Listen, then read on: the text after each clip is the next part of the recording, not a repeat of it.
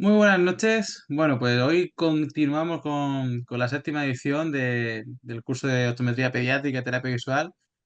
Y creo que hoy tenemos un webinar, podríamos decir que imprescindible, siempre cuando trabajamos con niños, porque el objetivo de Opto Academy, aparte de daros una gran formación, es crear sinergias y mostraros la importancia de trabajar con otros profesionales, como en este caso son los oftalmólogos. Y en temas de infantil, pues siempre es importantísimo tener ese oftalmólogo de confianza si no trabajáis con ninguno en vuestro centro, pero alguien de referencia con quien poder trabajar para abordar tanto del punto de vista optométrico como oftalmológico los pacientes, sobre todo los que sean más complejos, ¿no? Esos estrabismos, esos pacientes con algún tipo de condición patológica especial, o simplemente para confirmar que pues, el tema de cicloplegias, temas de salud visual, que aunque nosotros muchas de esas cosas las vemos en la exploración, pero siempre está bien tener un médico que ahonde, por ejemplo, hacer una exploración de fondo de ojo más en profundidad, ¿no? O si hace falta derivar para cirugía y demás. Y por ello, pues hoy tenemos a la doctora Elena Jarrín Hernández, que es especialista en motilidad ocular en el Hospital Universitario Ramón y Cajal y responsable de oftalmología pediátrica y estrabismo en Miranza de Madrid. Elena lleva trabajando con optometristas bastante tiempo, conoce bien lo que es el mundo de la terapia visual y creo que hoy nos va a hacer un gran resumen de qué tenemos que buscar en los peques a la hora de detectar cualquier tipo de enfermedad y lo que es más importante, cuándo debemos o cuándo no debemos derivar con cierta urgencia o con preferencia o de manera rutinaria a los oftalmólogos para poder abordar el paciente, ¿no? Así que sin para no enrollarme mucho más, Una ya una cosa, Carlos. dime. Eh, Elena está con nosotros desde la primera edición de Auto Academy, así que eso Es veterana. es veterana y tengo que agradecérselo porque no es siempre fácil contar con oftalmólogos, ¿no? En formación para optometristas y está muy acostumbrada a trabajar con optometristas porque Borja Navas, que es otro de los profesores que tenemos dentro del curso, estuvo trabajando con ella muchísimos años. Así que con esto le damos paso a Elena. Elena, te toca. Me toca. Bueno, pues muchas gracias a todos por vuestra atención y por vuestra paciencia. Disculpad la demora por problemas técnicos, que la informática no es muy fuerte. Menos mal que tenemos AutoAcademy para darnos la solución a todo. Bueno, pues sin más dilación empezamos con el tema. Dentro de los problemas visuales que os vais a encontrar en los niños, en vuestras consultas, en vuestros gabinetes, ahora no pasa, estamos bien. Sí, esto sí pasaba antes. A ver, ahora, vale. Podemos clasificar la patología más frecuente que nos vamos a encontrar, yo lo clasificaría en dos grandes bloques. Por un lado, pues los problemas que van a dificultar un desarrollo visual correcto, que serían los defectos de refracción, ambliopía y el estrabismo. Que como veis, pues he puesto símbolos de que están totalmente correlacionados, porque los defectos de refracción van a producir estrabismos en algunos casos y si son de gran magnitud, en casos de hipermetropía. Por otro lado, pues el estrabismo también, las endos están muy relacionadas con la hipermetropía, las exos pueden estar relacionadas con la miopía, defectos de refracción asimétrico nos van a producir ambliopía. El primer tratamiento de la ambliopía es la gafa, el primer tratamiento del estrabismo es la gafa. Por tanto, son tres problemas que están totalmente interrelacionados y que tenemos que trabajar con ellos en bloque. Por otro lado, otra de las patologías nada que ver que nos podemos encontrar en los gabinetes y por las que van a consultar los padres son los problemas de superficie ocular. Los signos más frecuentes son el ojo rojo, las secreciones y la epífora, el lagrimeo. Y vamos a hablar de qué claves, en qué nos tenemos que fijar para ver si uno de estos problemas de superficie es grave o es banal y para ver en qué casos tenemos y con qué prioridad tenemos que derivar al oftalmólogo. Por suerte, los problemas más frecuentes en la infancia no son los más graves. La ceguera y déficit visual grave en la infancia es poco frecuente, ocurre en 2,5 casos por cada 100.000 habitantes. Y es más habitual en países en vías de desarrollo, nacidos de bajo peso y se suele detectar en el primer año de vida. Y bueno, pues aunque esta tabla es horrorosa y da mucho miedo verla, quiero comentarla para que tengamos un poco en mente pues qué problemas visuales nos podemos encontrar, que aunque sean raros, pues existen. Y también para que veáis que el ojo pues es una ventana a veces al cerebro, al sistema nervioso, y una ventana también para detectar posibles problemas sistémicos. En un niño con baja visión o con sospecha de ceguera, nos podemos encontrar que la causa puede ser congénita, o sea, ya adquirida durante el desarrollo, como hipoplasias o aplasias del nervio óptico, como malformaciones cerebrales, como hidrocefalia congénita, polencefalia, microencefalia. Pueden deberse a alteraciones en la formación del globo ocular en sí, como la anomalía de Morning Glory, la aniridia, la microftalmía, anomalías del polo anterior, como la anomalía de Peters o de Rieger, por glaucoma, por cataratas congénitas o por un vítreo primario hiperplásico persistente. Estos serían problemas del sistema nervioso y del ojo, pero también los problemas visuales pues, pueden acompañar otros problemas que ocurren en el cuerpo, en síndromes que acarrean problemas en varios órganos del cuerpo, como las facomatosis, esclerosis tuberosa, neurofibromatosis, síndrome de Sturge-Weber. Los tumores también pueden afectar al ojo y a la vía visual, provocando ceguera, como el retinoblastoma, que es el tumor intraocular más frecuente en los niños, el glioma óptico, el meningioma óptico, el craniofaringioma, el pseudotumor cerebral. También hay enfermedades neurodegenerativas que afectan al ojo, como las alteraciones del metabolismo, que cursan que se acumulen sustancias anómalas en el globo ocular, en la córnea, en la retina, como las mucopolisacaridosis, leucodistrofias, esclerosis desmielinizantes, degeneraciones retinianas, como la retinitis pigmentosa, que es relativamente frecuente, o la maurosis congénita de Leber, o atrofias ópticas como la atrofia óptica dominante, que son enfermedades hereditarias, pero que ocurre una degeneración a lo largo del tiempo. Podemos encontrarnos con niños que inicialmente parece que no tenían tan baja visión, pero que van empeorando con el tiempo a lo largo de las décadas o de los años. También podemos encontrarnos con problemas visuales severos provocados por infecciones o inflamaciones, encefalitis, meningitis, endoftalmitis, coliretinitis o incluso en el polo anterior, como el tracoma, la queratitis o la uveitis. Trastornos en la sangre también pueden afectar al ojo, como la leucemia. Trastornos vasculares y circulatorios, malformaciones, conectivopatías, la oclusión central de la retina. Los traumatismos, por supuesto, pues pueden provocar una pérdida de visión por lesión del nervio óptico, del cerebro visual, de la retina. Fármacos y tóxicos también pueden afectar a la visión y otras alteraciones como la retinopatía del prematuro que la detallaremos ahora. Entonces, bueno, pues aunque sea una tabla horrible, pues que sepáis que algún niño de los que nos cruzamos alguna vez pues puede tener alguno de estos problemas y tenemos que intentar derivarlos al oftalmólogo para que les podamos orientar mejor. Al final es un trabajo multidisciplinar en el que para diagnosticar a estos niños y tratarlos y seguir los niños tan complejos, pues tenemos que colaborar padres, familiares, profesores, optometristas, oftalmólogos y pediatras. Las condiciones más frecuentes son las que comentábamos antes, pues los errores refractivos. El astigmatismo aparece en un 28% de los casos, la hipermetropía entre los 5 y los 17 años en un 13%, niños más pequeños pues tendrán prácticamente todos hipermetropía idealmente, pero no será necesario corregirla. La miopía pues depende un poco del país en el que estemos. En esta tabla desde hace unos años es de un 9%, actualmente en España ya estamos en el 50% y si miramos el sudeste asiático pues sería el 95%, o sea que depende un poco de la latitud en la que busquemos la prevalencia. La ambliopía aparece en el 2-3% de la población, el estrabismo en un 4% y ya es más rara, pues por suerte, la catarata congénita, que aparece en un 0,06% de los niños, el glaucoma congénito en un 0,01%, el retinoblastoma, este tumor tan severo, aparece en un 0,005% y la retinopatía del prematuro pues depende muchísimo del peso al nacer. Aparece en un 15% de los niños que pesan entre 1.000 y 1.250 gramos, pero hasta en un 50% de los grandes prematuros con pesos por debajo de 750 gramos al nacer.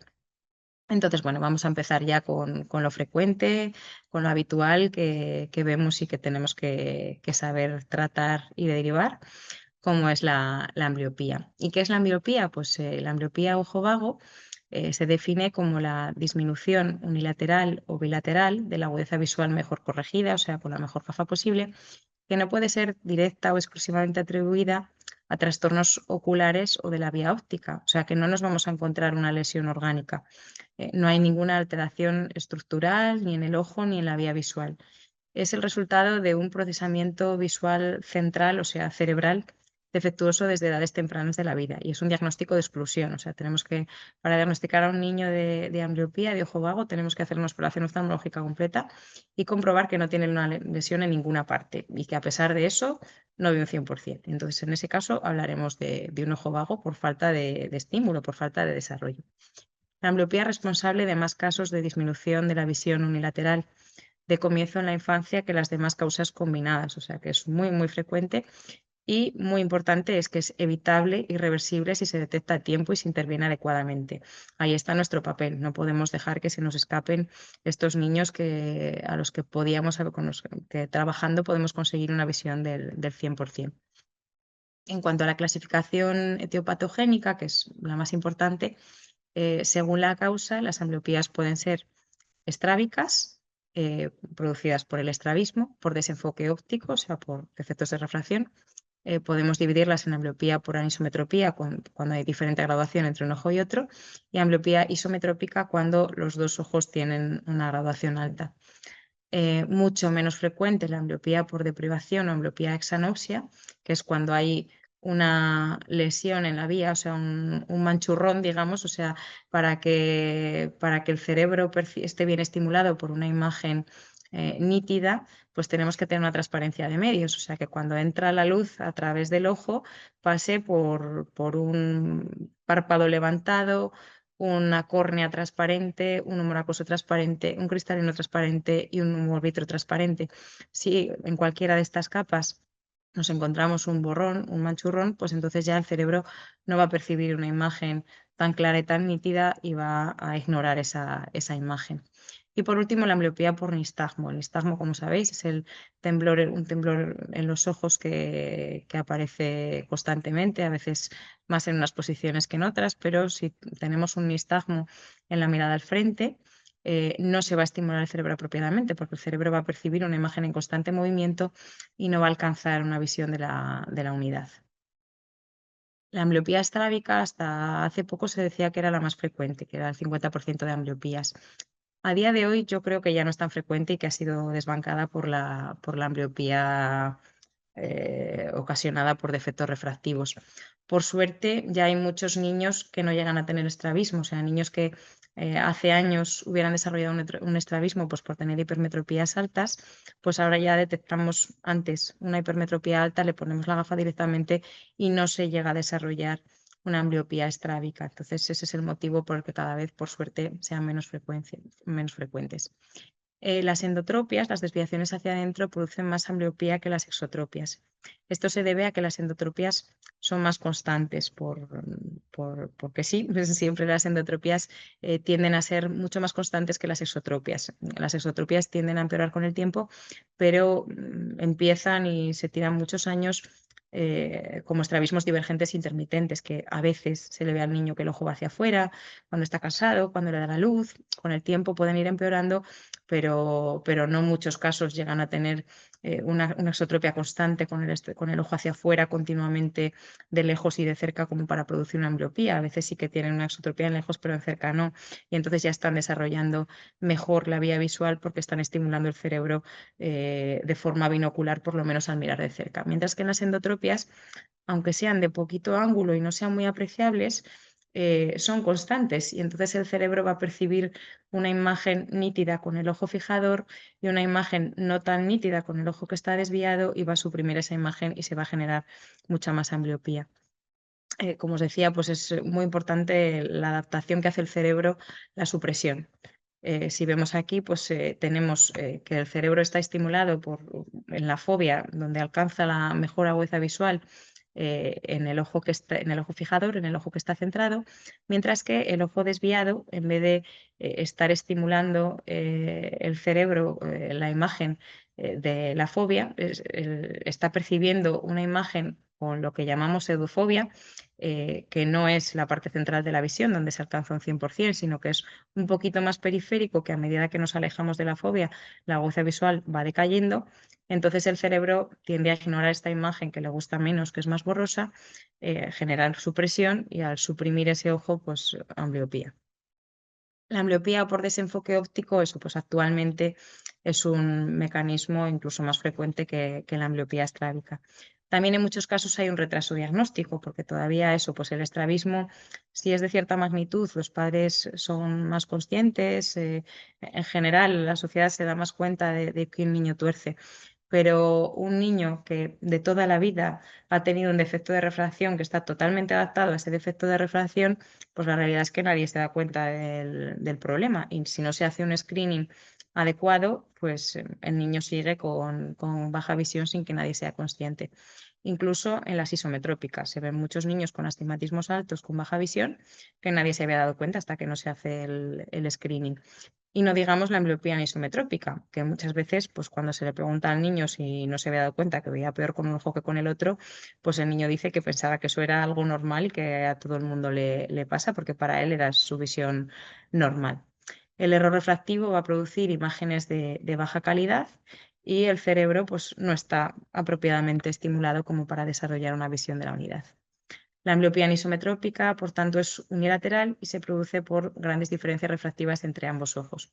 La hipermetropía va a generar más ambliopía que la miopía, porque el miope por lo menos es capaz de ver de cerca, mientras que hipermetropías de gran magnitud, pues el niño no ve ni de cerca ni de lejos. Si son de poca magnitud, sí que es capaz de acomodar como para desarrollar una visión apropiada, pero si son de gran magnitud ya no le da la acomodación para ello. La ambliopía isometrópica, por tanto, es bilateral, se produce por grandes defectos refractivos bilaterales con astigmatismos de más de 2. Al final, el astigmatismo, como produce una visión tan borrosa de lejos, de cerca, en todas las condiciones, pues astigmatismos de más de 2 van a producir ambliopía. Hipermetropías altas de más de 5, donde el niño ya no puede acomodar, van a producir también ambliopías, y miopías de más de 10, porque por debajo de esa graduación, aunque vean fatal de lejos, por lo menos de cerca, acercándose mucho, son capaces de estimular algo el cerebro visual. La ambliopía por deprivación o exanosia, eso pues muchísimo menos frecuente, pero de peor pronóstico. Es el resultado, como os decía, de la opacidad de medios transparentes. Se puede producir por una ptosis palpebral, o sea, porque el párpado esté tan cerrado que afecta la visión, si tapa el eje visual, por una opacidad corneal densa, por una catarata congénita o una faquia no corregida.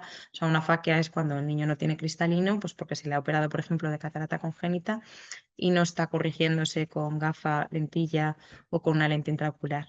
O un hemovitreo por un sangrado dentro de la cavidad del ojo, pues del globo ocular, del vítreo. Eso va a producir una opacidad que va a hacer que el cerebro no esté bien estimulado. A igual intensidad, la deprivación unilateral es mucho más dañina que la bilateral, porque si el cerebro percibe dos imágenes iguales, aunque sean malas, no está bien estimulado, pero por lo menos no suprime. Pero si el cerebro percibe una imagen mejor que la otra, pues se va a quedar con la buena y va a suprimir la mala, y va a costar más rehabilitar esa ambliopía unilateral. ¿Cómo diagnosticamos la ambliopía? Pues llamaremos ambliopía a una agudeza visual que no llega al límite para la edad, o que hay una diferencia de visión entre los dos ojos de 2 líneas o más. Consideramos una visión apropiada para la edad un niño que al menos, o sea, que con 4 años al menos ve 0,5, con 5 años el niño al menos tiene que ver 0,63, con 6 años al menos 0,8, y ya a partir de los 6 años tienen que ser capaces de ver unidad. El que no detectemos estereopsis también nos va a apoyar para sospechar una ambliopía, y también nos va a apoyar para que veamos que hay una necesidad de tratamiento. Si detectamos supresión, lo mismo, pues ahí tenemos un ojo amblíope porque el cerebro está tratando de ignorar esa imagen, y si en el cover se observa una atropia. Pues claro, hay que hacer una exploración global en la que todo cuadre. Si vemos que un niño ve mejor con un ojo que con el otro, pero suprime el que ve bien, y algo así, pues tenemos que repetir la exploración hasta hallar datos consistentes. A veces los niños, pues eso, se cansan, no pillan bien la dinámica de la toma de hoja visual a la primera, y hay que repetir las exploraciones y no solo una toma aislada, sino que nos cuadre todo el cuadro, pues la estéreo, el Word, el cover, el auto, todo. ¿A qué edad debe realizarse el screening de ambliopía?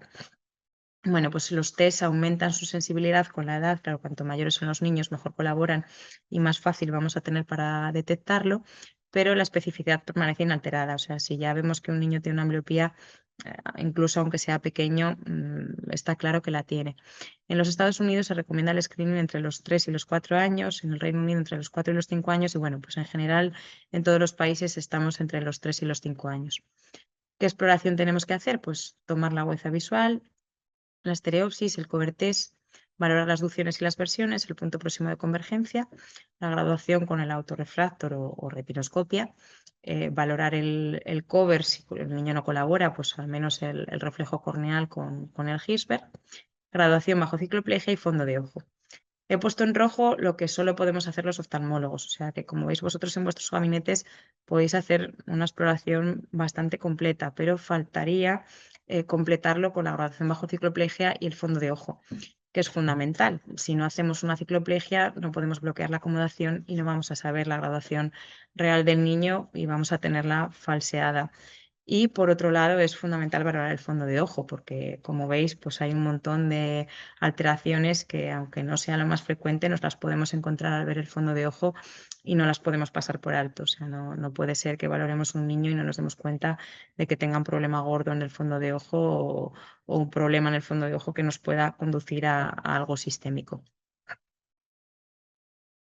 ¿Qué buscamos? Pues una anisometropía de más de dioptría y media, que la vamos a tener que corregir, un estrabismo manifiesto, una hipermetropía de más de 3,5, una miopía de más de 3, cualquier opacidad de medios de más de 1 milímetro. O sea, si vemos a veces cuando valoramos a los niños, pues a veces nos encontramos lesiones anecdóticas y relevantes, pues como pequeños puntitos opacos, submilimétricos, pues bueno, eso es muy raro que provoque una alteración visual, y más si no están centrales. Normalmente para provocar una alteración visual tienen que ser de más de 1 milímetro y estar centrales, pero bueno, todo hay que dejarlo descrito y valorarlo.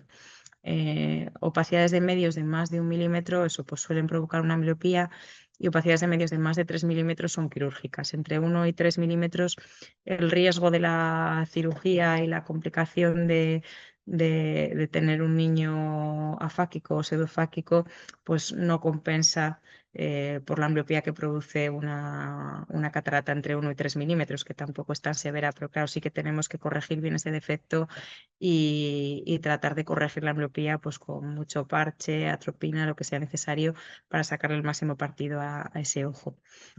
Astigmatismos de más de dioptría y media a 180 o a 90 grados los tenemos que corregir para que no se produzcan ambliopía. E incluso astigmatismos de solo una dioptría en el eje oblicuo son muy ambliopizantes y también los tenemos que corregir.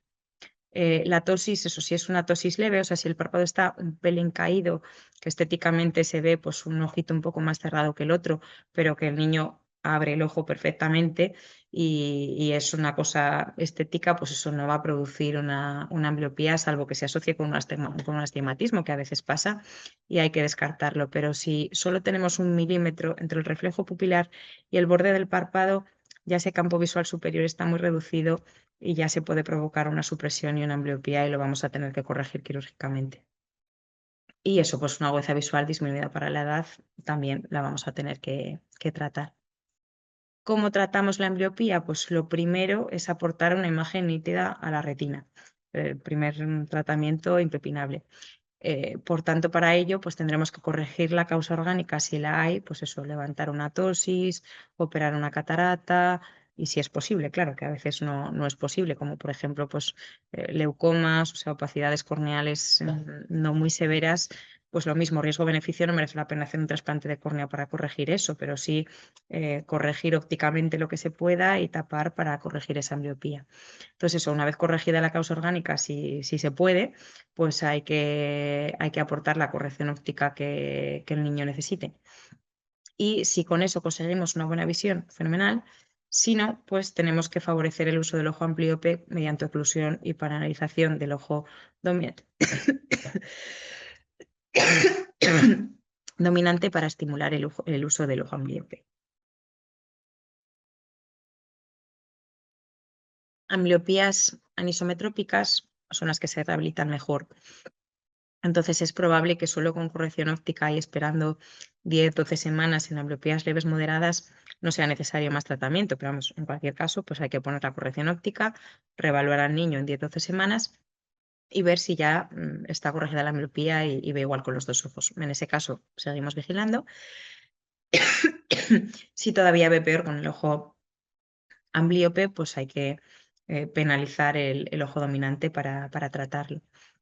En caso de ambliopías estrábicas o mixtas, se corrigen peor. Entonces, en este caso, si vemos que ya es una ambliopía moderada severa, podemos directamente pautar a la vez la corrección óptica y la penalización para no perder tiempo. En cuanto al método de penalización, pues el golf estándar y lo que mejor funciona es el parche opaco. De toda la vida, como veis aquí, pegadito para que no haga trampas y el niño pues no se quite la gafa, no se arranque el parche, etcétera. O sea, normalmente como es molesto de quitar, pues no se lo suelen arrancar. Como todo, pues hay que valorar a los niños. Un niño que le produce mucha alergia, que le da mucho problema, que es colaborador, que los padres están pendientes, pues se puede tapar con un parche sobre la gafa. Si la cosa va a ir mejor así, hay que ser flexibles y dar las máximas facilidades, pero claro, hay que vigilar mucho al niño para que no se quite la gafa, no mire por encima de la gafa, etcétera. O sea que la primera opción es parche opaco y si hay problema con el parche opaco, pues valorar otras opciones. En cuanto a las pautas de oclusión, pues ya sabéis que ahora lo que más usamos son las oclusiones horarias, que en la mayoría de los casos de ambliopías estrábicas y anisometrópicas, que son las más frecuentes, funcionan bien y no suele ser necesario hacer oclusiones completas como antes, salvo pues, en algún caso de ambliopía deprivacional que no hay respuesta a las oclusiones horarias. La atropina es muy buena alternativa, sobre todo en casos de niños con hipermetropía. Ponemos la atropina exclusivamente los fines de semana, viernes y sábado por la noche, pero se va a ver el efecto toda la semana. Lo que conseguimos con la atropina es bloquear la acomodación, por tanto el niño no va a ver de cerca con el ojo dominante, que es el que llevará puesta la atropina, y pretendemos cambiar la dominancia de cerca y que use el ojo amblíope para ver de cerca. De lejos sí que tendría buena visión con el ojo dominante. Y bueno, pues a veces eso, pues hay que ir sondeando a los padres y a los niños, ir viendo cómo va mejor, podemos asociar una cosa con la otra. Otra posibilidad es poner lentes con adición de 2 o 3 dioptrías de hipermetropía sobre el ojo dominante. A mí personalmente esta técnica no me gusta, porque eso me da siempre mucho miedo que se quiten la gafa o que miren por encima de la gafa. Entonces, bueno, pues aunque está descrito, yo no lo hago casi nunca. Y luego también, pues eso, si uno revisa siempre a sus pacientes, pues se aclara consigo mismo, digamos, pero en sitios como la Seguridad Social o en clínicas donde a veces revisamos unos y a veces otros que trabajamos en equipo a los pacientes, pues es un lío y a lo mejor pues a un compañero no le puede quedar claro que se ha puesto una penalización y puede pensar que la gafa está mal puesta, que se ha graduado mal al niño, lo que sea. O sea, me parece confuso y sobre todo eso a mí me da pavor que los niños tiendan a mirar por encima de la gafa o a quitarse la gafa, porque al final la gafa es incluso mucho más importante que el parche y que la penalización. O sea, que yo siempre les insisto mucho a los padres que lo primero la gafa y luego, pues, por supuesto, también el parche, pero que la gafa siempre. Otras opciones es poner laca o filtros ópticos en las gafas. Tampoco me entusiasma por lo mismo, pero bueno, como en todo hay que ser flexible y hay que tener bazas para todo. Y, por ejemplo, pues niños con nistagmo, que no me gusta, bueno, que a veces si tienen ambliopías profundas hay que tapar, pero un niño con nistagmo, con una ambliopía leve, que cuando le pones el parche estimulas más la batida del nistagmo en el ojo destapado, pues en esos casos a veces sí que uso los filtros de Van Gerter y me ayudan, pues bueno, pues para fomentar, para evitar la supresión, favorecer el uso del ojo amblíope sin que sea muy duro como es el parche y sin estimularle mucho la velocidad del nistagmo. Por tanto, en las guías, pues como resumen, tenemos que tratar niños con agudeza visual por debajo de su edad. Lo primero, la corrección óptica. Luego, pues se puede decidir junto a los padres y junto al niño si atropina u oclusión. Y si el tratamiento falla, es muy importante comprobar la refracción y comprobar el fondo de ojo. A veces pues no les hace todo el efecto la cicloplegia y al repetir pues nos encontramos con más graduaciones o cambia el astigmatismo en pocos meses, que a veces ocurre, o a veces eso pues no vimos una lesión en el fondo de ojo o se ha desarrollado una lesión en el fondo de ojo en estos meses. Entonces, siempre comprobar refracción y comprobar fondo de ojo ante cualquier duda y mínimo una vez al año, pero incluso por debajo del año a veces hay que repetir las cosas. ¿Cuándo derivar un niño al oftalmólogo? Bueno, esta guía es para pediatras, pero vamos, os la podéis atribuir igualmente.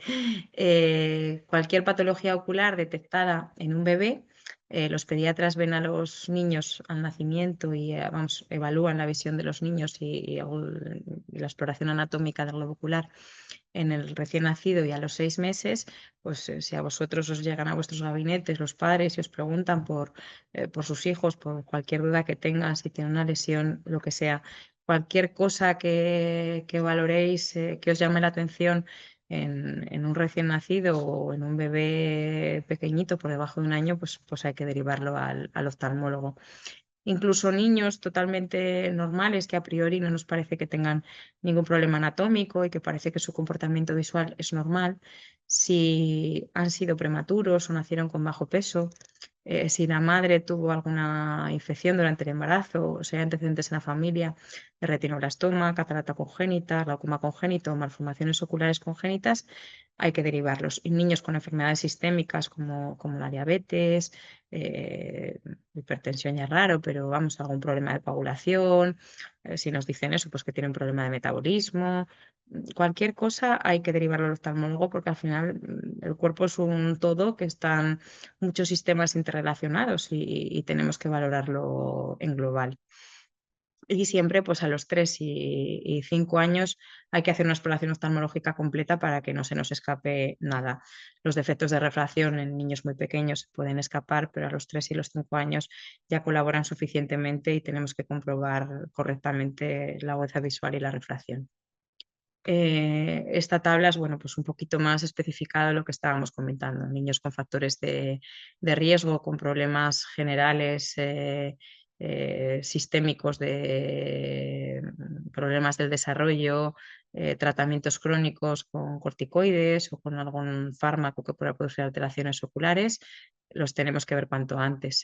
Malformaciones craneofaciales, pues tenemos que descartar que no haya malformaciones en la órbita y en el globo ocular. Historia familiar de alguna condición hereditaria, como eso, pues estrabismo, ambliopía, defectos de refracción, glaucoma congénito, catarata congénita, retinoblastoma, pues aunque el niño aparentemente sea normal, los tenemos que ver. ¿Y qué signos y síntomas nos pueden llamar la atención y nos tienen que dar las voces de alerta para ver que ese niño tiene un problema visual y no es normal? Pues que no fije, o sea, que no se fije en las cosas, que le pongáis objetos delante y que no los mire, que no interactúe visualmente, que cuando le decimos cosas que no nos mire, que no mire a sus padres, un reflejo de luz anormal. Cuando les valoramos, si tenéis un retinoscopio directo en la consulta o simplemente una foto con flash, si vemos que el reflejo no es normal o es asimétrico, eso es un signo de alarma. Si las pupilas son irregulares o anormales, si los ojos no tienen un aspecto transparente, sino que parecen un poco opacos o especialmente grandes, un ojo con lagrimeo, edema periocular, que no se vean los ojos totalmente alineados o que no los muevan con normalidad, en nistagmo, que se observe eso, pues un temblor en los ojos, lagrimeo persistente, secreción ocular, ojo rojo, ojo recurrente o persistente, que lo tenga y que te digan los padres que frecuentemente el niño tiene el ojo rojo, por supuesto que el ojo esté desviado, que tiendan a mirar con los ojos entrecerrados o que tiendan a guiñar mucho uno de los dos ojos, que les moleste la luz, que tengan un tortícolis también es importante valorarlo, porque a veces los padres no se dan cuenta, o sea, que siempre giren la cabeza para mirar en horizontal, torsional o vertical, que mentón arriba o mentón abajo, o sea, que nos tiene que llamar la atención si siempre colocan la cabeza de una manera concreta para mirar, o que el niño tenga problemas de aprendizaje o dislexia. Un síntoma al que hacen mención aquí aparte es la cefalea. En principio la cefalea es un síntoma muy amplio que lo suyo es que primero lo valore el pediatra antes que nosotros, pero si al interrogar a los padres ya nos dicen que el dolor de cabeza es más cuando hace esfuerzos visuales, sí que se puede remitir directamente al oftalmólogo, porque el pediatra lo primero que me pide es como un calendario de cefaleas en el que los padres anoten en qué momentos les duele más, en cuáles menos, cómo es el dolor de cabeza, qué les calma, qué les desencadena el dolor de cabeza y si parece que es al salir del cole, cuando han estado forzando la vista, pues sí que puede ser un defecto de refracción y hay que derivarlo a oftalmología.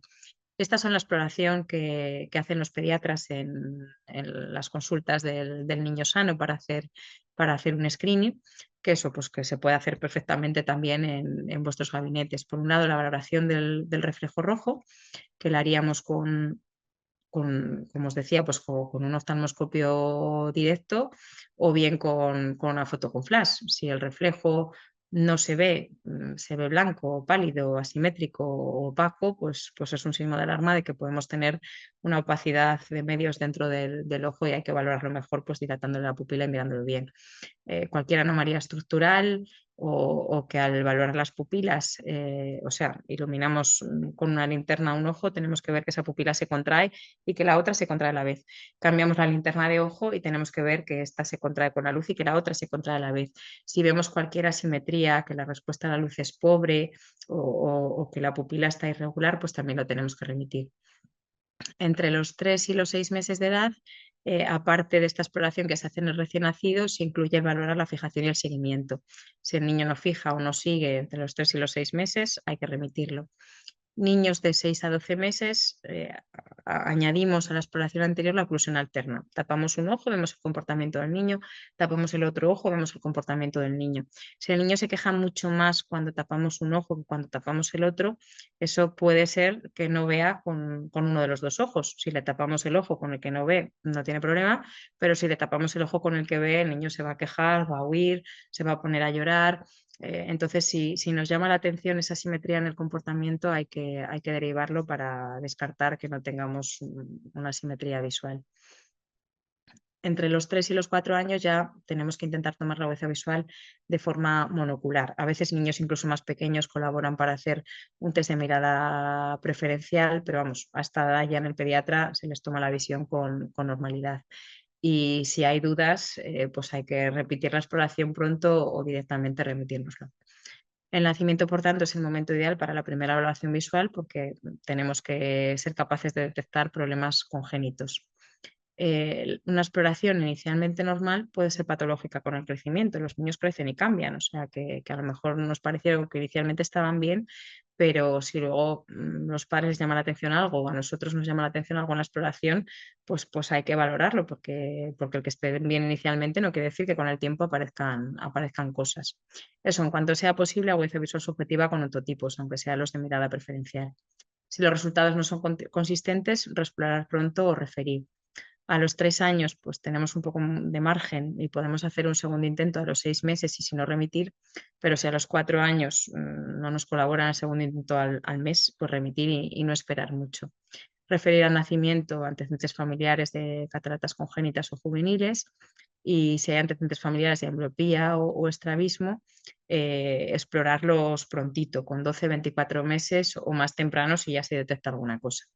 y interrogar siempre a los padres sobre eso, pues interacción visual y problemas visuales, si les parece que su hijo ve bien, si juega con las cosas, si coge los juguetes, si le sigue, si sonríe cuando le miran.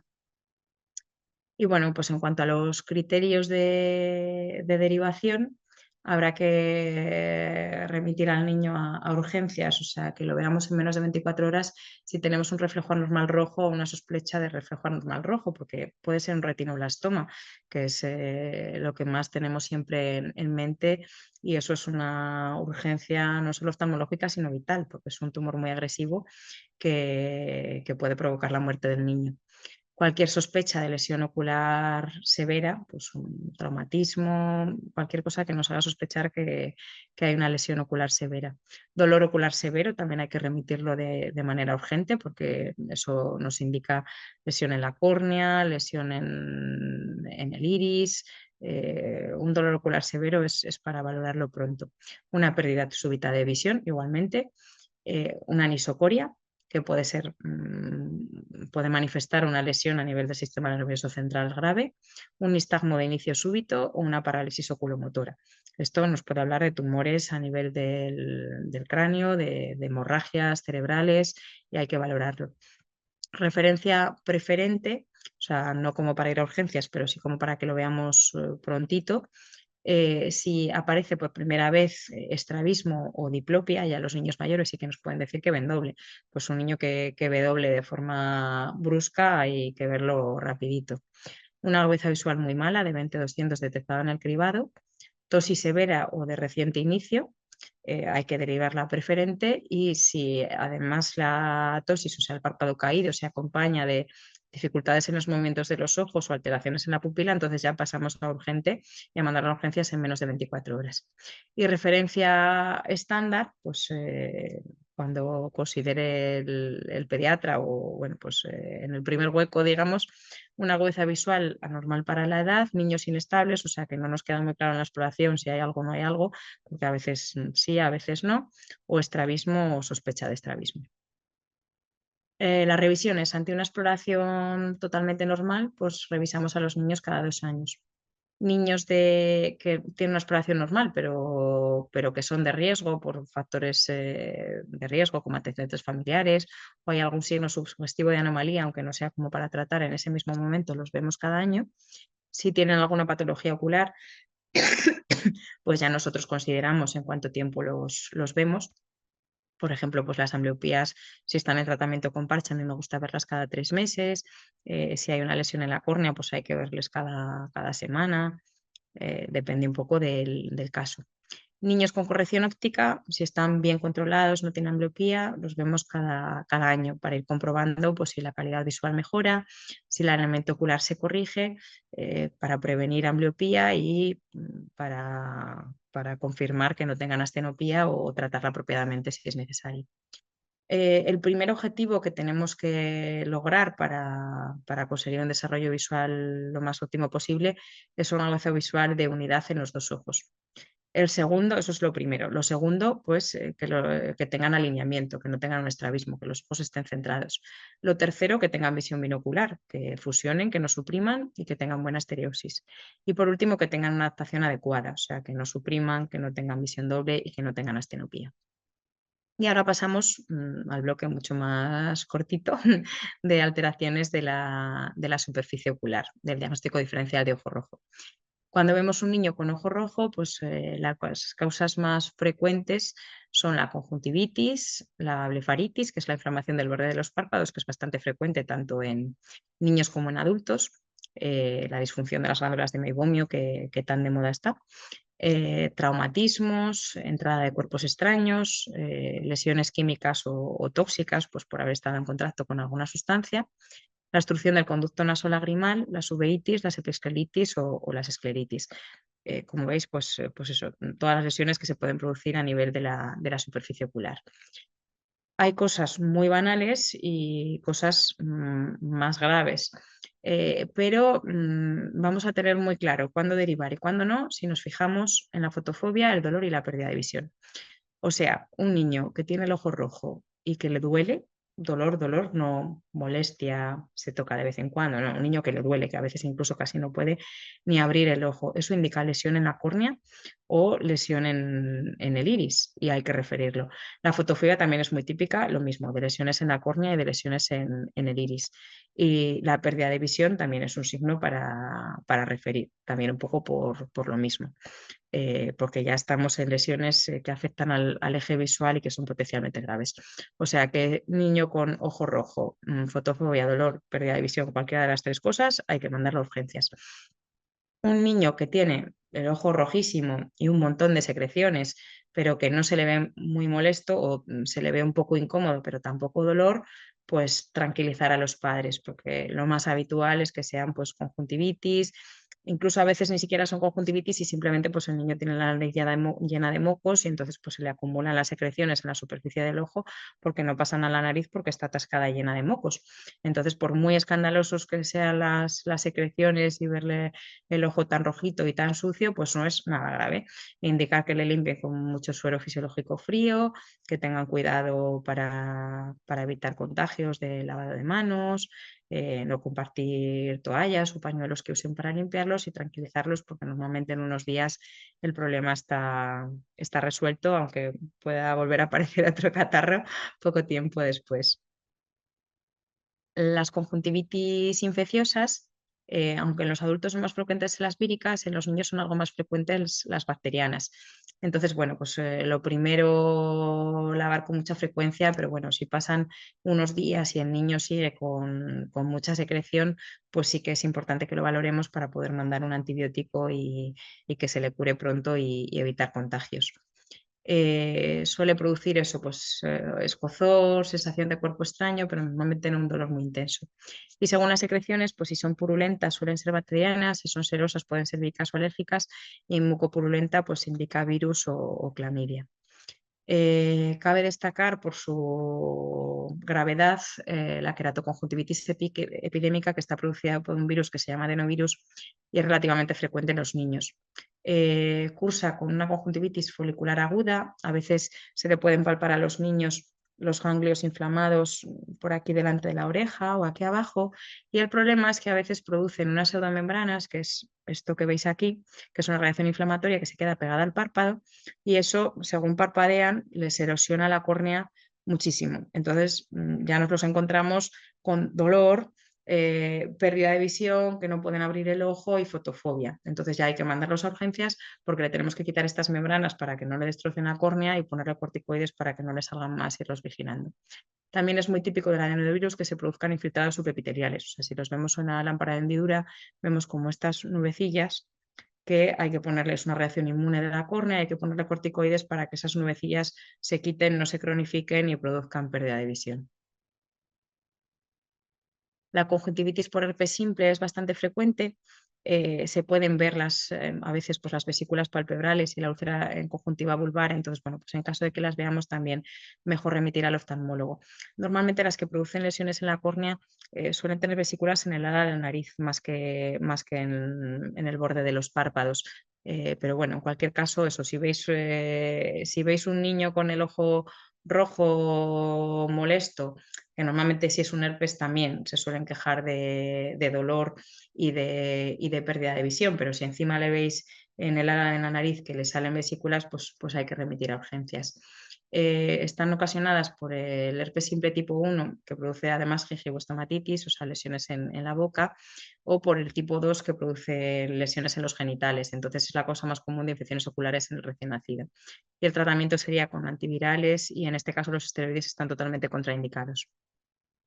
Si vemos un niño con inflamación palpebral, si es un edema palpebral muy leve, no hay que asustarse, pero si ya es un edema, si están muy hinchados, sí que los tenemos que ver. Esto es lo que llamaríamos una celulitis preseptal, que hay pues eso, una intensa inflamación del párpado, pero puede progresar a una celulitis orbitaria que atraviesa el septum palpebral, la infección, y ya llega a la órbita. En ese caso nos encontraremos con que el globo ocular sale hacia afuera, que hay proptosis, se puede alterar la motilidad ocular, nota mucho dolor, sobre todo con los movimientos de los ojos, baja la visión, las pupilas se pueden alterar podemos encontrar lesiones en el fondo de ojo y además el niño suele tener fiebre, malestar y encontrarse muy mal. Entonces, una celulitis, aunque sea presectal, la tenemos que ver para tratarla y que no evolucione a una celulitis orbitaria, que puede ser incluso potencialmente mortal porque puede afectar ya al sistema nervioso central. Las conjuntivitis alérgicas en los niños son súper frecuentes. Pueden estar asociadas a dermatitis atópica, asma y rinitis alérgica. A veces son estacionales y pues, nos cuentan los padres que siempre que salen al parque en determinada época del año pasa con frecuencia. Otras veces no se encuentra ningún alérgeno, como en las vernales, y lo típico es encontrar papilas superiores, nódulos de tantras en el limbo y úlceras en escudo. Mejor que las veamos, porque eso tienden a cronificarse sin prisa. Pero vamos, muchas veces los padres no consultan porque no se les pone el ojo muy rojo y son niños que tienden a parpadear mucho y solo cuando están muy mal es cuando consultan. Pero eso, si es algo que le preguntáis a los padres y dicen, no, pues sí, a veces se le pone un poco rojo, un poco tal, el niño parpadea, pero bueno, no se queja, pero vamos, si lleva tiempo con ellos, mejor que lo veamos, aunque sea sin prisa, para seguirlo. Con antialérgicos los niños están mucho mejor. Y eso, no evitamos que se produzcan casos muy graves de inflamación severa con úlceras en escudo que dejan secuelas a largo plazo. La obstrucción del conducto nasolagrimal es muy habitual en los recién nacidos, aparece en un 5%. Se debe a que a veces pues, no se perfora la válvula de Hassner, que es una válvula que hay pues, en la salida del conducto nasolagrimal en la nariz. Y con el tiempo suele perforarse espontáneamente. 80-90% tienen síntomas en el primer mes, a veces incluso se les forma pues, como una bolita del moco ahí acumulado que no se va hacia la nariz, que se llama lacrocere. Hay que hacer un diagnóstico diferencial con el glaucoma congénito, que también tiene lagrimeo, pero además tiene dolor, megalocornias, o sea, los ojos se ponen grandes, con la conjuntivitis y con la blefaritis, y hay que instruir a los padres para hacerles masajes para intentar como comprimir el contenido que se queda en el saco lagrimal para empujarlo hacia abajo y que se rompa la válvula. Del 50 al 90% mejoran sin sondar a los 6 meses, y si se espera al año el 70% y si se espera a los 2 años el 90%. O sea que la mayoría se resuelven solas sin tratamiento, pero bueno, sí que hay que vigilar que no hagan unas conjuntivitis muy intensas que le vayan a provocar mucha alteración, ¿vale? Y nada, esto es todo por mi parte. Si tenéis alguna pregunta. En el chat, en Me el voy a ir chat. al chat. A ver. Ya podéis ver el fondo de ojo, sí. No, es verdad que cada vez tenéis más cosas y más cacharros.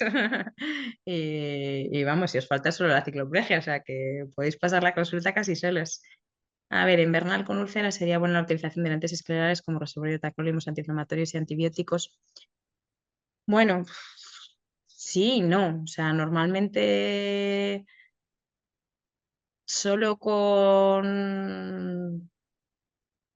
O sea, la mayoría de los niños con ciclosporina o tacrolimus están muy bien y lo toleran bien.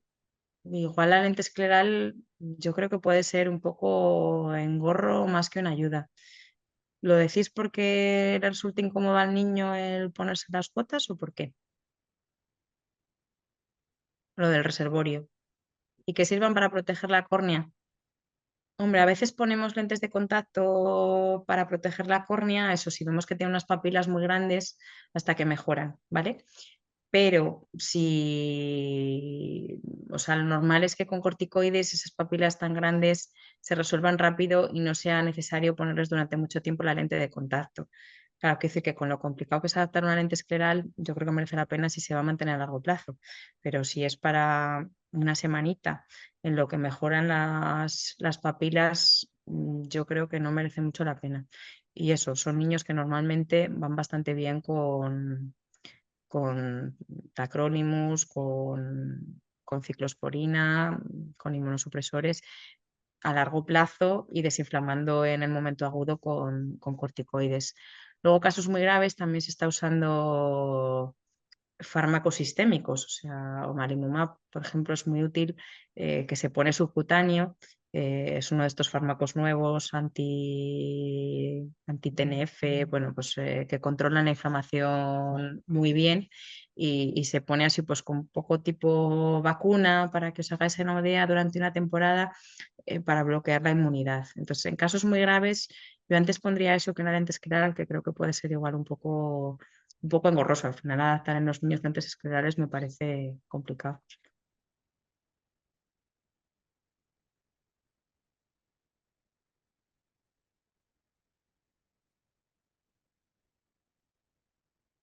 Pero bueno, esto es como todo, ¿eh? O sea, hay que tener recursos para todo. O sea, que está bien tenerla en mente porque en la mayoría de los casos no, pero a lo mejor algún niño que esté yendo fatal en lo que hace efecto el tratamiento sistémico o tópico con corticoides, pues se puede plantear. A ver, un niño de 7 años que tuvo adenovirus hace un año y tiene infiltrados corneales en un ojo y llega a V02, pobrecito. ¿Podría con algún tratamiento mejorar esos infiltrados o es una opción mejorar con las lentes esclerales? Yo lo remitiría para que lo varan los de córnea. O sea, no sé qué tratamiento ha tenido, pero a veces con corticoides, me imagino que ya le pondrían de todo, pero hay que probar corticoides a baja dosis una temporada larga o ciclosporina a baja dosis una temporada larga. Y si no, pues una opción es la lente escleral y otra opción el láser también. Entonces eso sería como para que, a pesar de que haya pasado un año entero, pues todo depende de que se le tratara antes o no. O sea, si nunca se le puso corticoides y ciclosporina, aunque haya pasado un año entero, merece la pena intentarlo. Si ya se le puso corticoides y ciclosporina y no funcionó, pues no merece la pena repetir.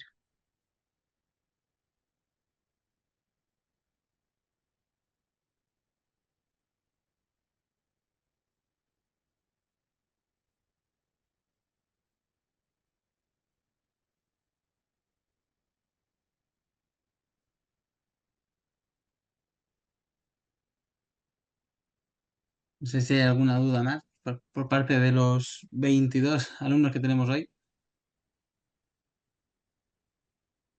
Mm.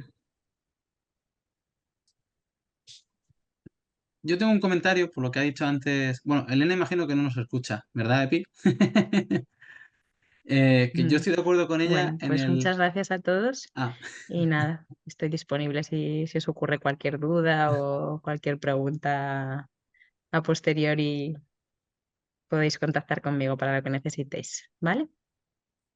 Sí, perdonad que no sé qué pasa con el, con el altavoz, pero bueno, para la próxima me lo estudio bien para corregirlo, ¿vale? Y disculpad las molestias técnicas.